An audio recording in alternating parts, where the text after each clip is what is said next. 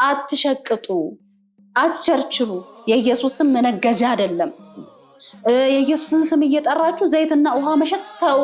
የተጸለየበት ዘይት ነው እያላችሁ የምስኪኗን ከመቀነቷ ያወጣች ተዋት በዝብዙ ይሄ ነገር ይቆም ልክ አይደለም አልኩኝ ይሄን ነገር ነው የተናገሩት በሐሰታዊ ትንቢት ጌታ ፈውሶሻል እያላችሁ መድኃኒት እያስጣላችሁ ሰው አትግደሉ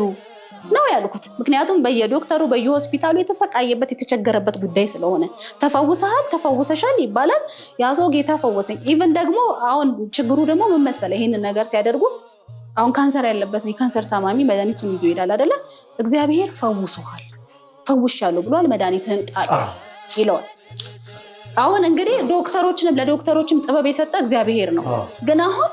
እየተጠቀመ እኮ ቢሆን ጣለው ነው የሚሉ ቤተክርስቲያን ግን ያናትልም የለም ተመልከቱ ጸበሉንም ህክምናውን ማድረግ ነው ኢቭን ሁሉ በጾም ወቅት እንኳን ባንተና በእግዚአብሔር መካከል ያለው እግዚአብሔር ያውቃል ምትሶስ መድኃኒት አለ ኢቭን ምግብህን እንኳን አታቋርጠው ምክንያቱም ምግብ ተወስዶ የሚፈልግ ካለ አትተው ነው ቤተክርስቲያን የምትለው እንዳልሽው ለዶክተሮችም ጥበብን የሚሰጥ እግዚአብሔር ነው ስለዚህ ሁሉ በጣም ይገርመኛል ደስ እያለኝ ነው የምሰማሽ ወይ እና በእውነት ከዛን ይሄ ሰው ምን ይላል እና ምን ይሉታል መሰለኝ ያው እንዴት እንደዚህ የጌታን ኃይል የጌታን ታምር እንዳትጠራጠር ጌታ ፈውሶሃል ኢቭን ሆስፒታል አሁን ኤችአይቪ ያለበትን እንደዛ ሲሉ ተፈውሳል ሄዶ ቼክ እንዳያደርግ የጌታን ፈውስ እንዳትጠራጠር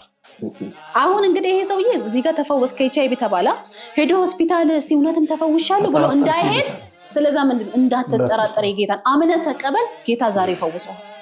መድኃኒት ይመጣል የሞተ ሰው ብዛት በእውነት ይነመጣችሁ የሞተ ሰው መድኃኒት ይመጣል ከዛን ሆስፒታል ምንድነው ያ ሰው ሞተ ይባላል ለምን መድኃኒት ተናቆምክ ነብይ እንትና ተፈውሰሃል ብሎኝ ነው ይጣል ዶክተሮች ተቸገሩ ይሄንን የተማረሩትን ነገር ስናገር እኚህ ግለሰቦች እኔን በስድብ በሚዲያ ቢሰድቡኝ ምን ቢሉ ሊያስቆሙኝ ያልቻሉ እኔን በምን ሊያገኙኝ ቻሉ ቤተሰቦቼ ጋር ነው ይሄ እናቴ ጋር ነው የሚሄዱ በየገበያ ሄደችበት የሚያስቸግሯት ሳይንስ ቸርች ስትሄድ ልጅሽ እኮ በቃ ሰይጣን ጥሏት ሰይጣን ተጫውቶባት የሚለው ሳይንስ ቤቷ ይመጣል ቸርች ሆነ እኮ ቤቷ ፓስተር ይመጣል ነብይ ይመጣል ይሄው በቃ አንዳንዱ ሲመጣ ጌታ ሰይጣን ጣላት ተጫወተባት ይያላት ነው የሚመጣው አንዳንዱ ደግሞ ሊያላቀሳት ነው የሚመጣው ልክ እኔ እንደሞት ልጅሽ ሞተች ሰይጣን ጣላት አይደል ተበቀላት አይደል ሰይጣን የተበቀላት እንደዛ አገልግላ እንደዛ እግዚአብሔር ተጠቅሞባት ሰይጣን አይዞሽ እግዚአብሔር ልጅሽን አንድ ቀን ያነሳል አይዞሽ ወይ እናቴም ማልቀስ መተው በእውነት የሚያለቅሱ እናቶች የሚያላቅሱ ከዛን አንዳንዶቹ ፓስተሮች ደግሞ የሚገርም ከየቸርቹ ፓስተሮች ይመጣሉ ከየአባላቶች ይመጣሉ ማዘርጋ ይመጣሉ የጸሎት ሰዓት እንጸልይላት እንማልድላት እኮ ነው የሚባል እንማልድም እንጃን አይቀበሉ ለቅዱሳን ሲሆን ያማራሉ ግን እነሱ መተው ግን እንማልድ እስቲ ወደ እግዚአብሔር እንማልድ ለው ባለ